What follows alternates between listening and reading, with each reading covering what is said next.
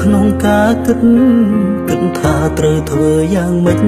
ដើម្បីមនុស្សជាទីស្រឡាញ់ស្នេហាខ្ញុំកុំសត់ណាស់តាំងពីចាប់ផ្ដើមប៉ុន្តែយើងប្រឹងតស៊ូណាស់ខំប្រឹងផ្លាស់ប្ដូរជីវិតពីក្រកសុទ្ធតែមានបាន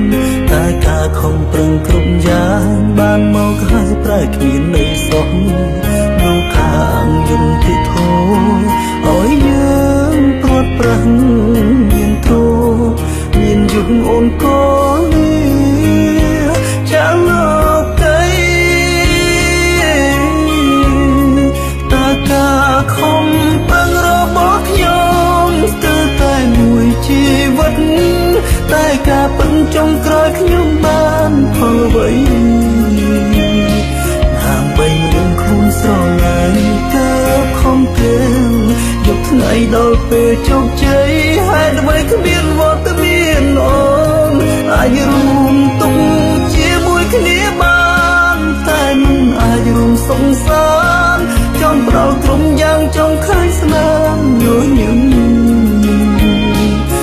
ឆាំចាចូលបងលេងមកយំស្រែករកមុំគេទៅយួរទ្រពធនអ្នកជួយខ្ញុំឡើងបាន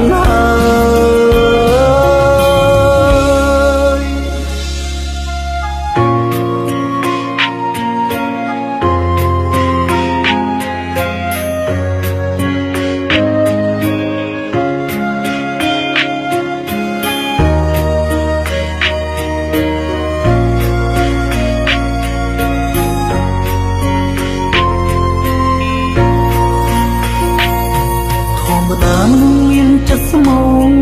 តែងតែรู้ក្នុងការគិតថាត្រូវធ្វើយ៉ាងម៉េចដើម្បីមនុស្សជាទីស្រឡាញ់ស្នេហាខ្ញុំកុំសត់ណាស់តាំងពីចាប់ផ្ដើមប៉ុន្តែយើងប្រឹងតស៊ូណាស់ខំប្រឹងផ្លាស់ប្ដូរជីវិតពីក្រកសុទ្ធតែមានបានតែការខំប្រឹងគ្រប់យ៉ាងបានមកហើយប្រែគ្មាននៅសោះលោកខាងយន្តទីធោឲ្យយើងព្រាត់ប្រាំងមានទ្រមានយុគអូនកូននេះចាលោកទៅតើការខំប្រឹងរបស់ខ្ញុំស្ទើរតែមួយជីវិតតែការពិនចុងក្រោយខ្ញុំបានផលអ្វីដើម្បីមានខ្លួនស្រឡាញ់តើខំទាំងយកថ្ងៃដល់ពេលជោគជ័យហេតុអ្វីគ្មានវត្តមានអូនអាចរួមទុកជាមួយគ្នាបានតែមិនអាចរួមសង្សារចង់ផ្ដល់ក្រុមយ៉ាងចង់ឃើញស្នាមញញឹម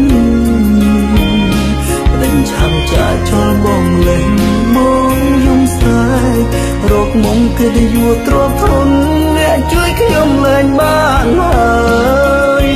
គេទៅយួរទ្រពធនអ្នកលែងមានន័យទៀតហើយ